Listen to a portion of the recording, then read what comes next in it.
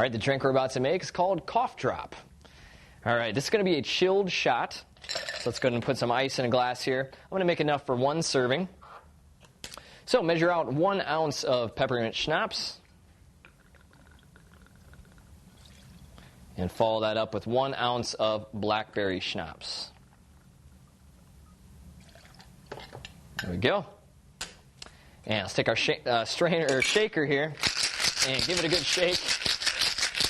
Don't mix the word shaker and strainer together. There we go. And now we're going to grab our strainer and a shot glass. Go ahead and pour it in. And, well, this will probably not relieve your cough. It will definitely be a very tasty shot to enjoy. That is a cough drop. Good luck with that cough. Bottoms up.